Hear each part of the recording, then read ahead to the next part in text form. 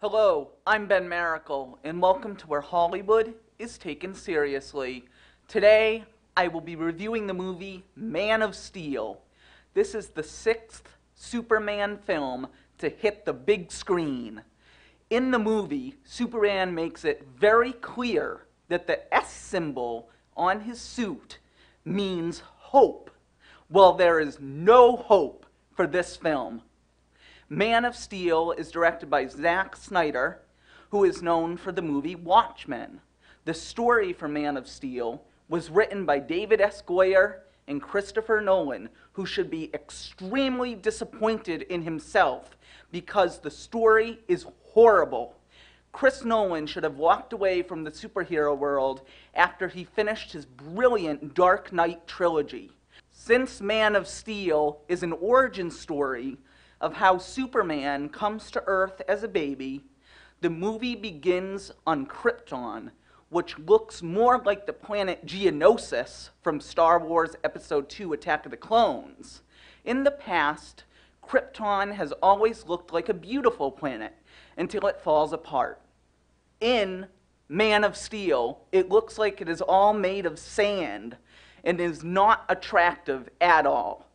After the destruction of Krypton, the rest of the film takes place on Earth and centers more on Lois Lane, who is played by Amy Adams, than Clark Kent, played by Henry Cavill. Lois Lane starts searching for Clark Kent and eventually finds him in what I guess is supposed to be the Fortress of Solitude, but instead it is some kind of spaceship in this modern version of Superman. After finding Clark, the movie does become more about him. The film has a lot of flashbacks of Clark as a kid living in Smallville. The transitions between the flashbacks and the present time, thankfully, aren't confusing. The only good thing about the flashbacks in the whole movie in general is Kevin Costner's performance as Jonathan Kent. Once the villain, General Zod, who is played by Academy Award-nominated actor Michael Shannon, comes to Earth with a plan to turn Earth into another Krypton. The movie falls apart.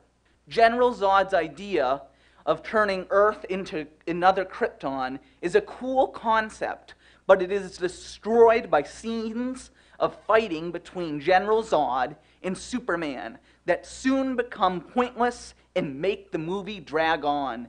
Even the Batman movies and the Spider-Man trilogy don't have fighting scenes that become pointless. General Zod should not have been the villain in this movie. It should have either been Lex Luthor or a villain that we have not seen on the big screen yet in a Superman movie. What the studio wanted was to make a darker version of Superman, and like they did with Batman in the Dark Knight trilogy. Making every superhero movie dark doesn't always work for every superhero movie, and Man of Steel proves this to be true. The result of making a darker Superman movie is that there are times when the movie is quite depressing. I don't feel like I need to watch a superhero movie that is depressing. If I want to watch a film that has depressing moments, then I can watch Boys Don't Cry. I hope never to see Superman on the big screen again. This movie makes The Amazing Spider-Man look like one of the greatest superhero films of all time, when it isn't at all. I do not accept any apologies from Hollywood, nor do I accept any excuses from Hollywood.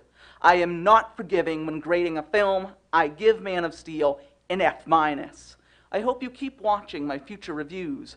You can like Where Hollywood is Taken Seriously on Facebook, and you can also email me at wherehollywoodistakenseriously@gmail.com with your thoughts and opinions on Man of Steel. Thanks for watching, and remember, this is Where Hollywood is Taken Seriously.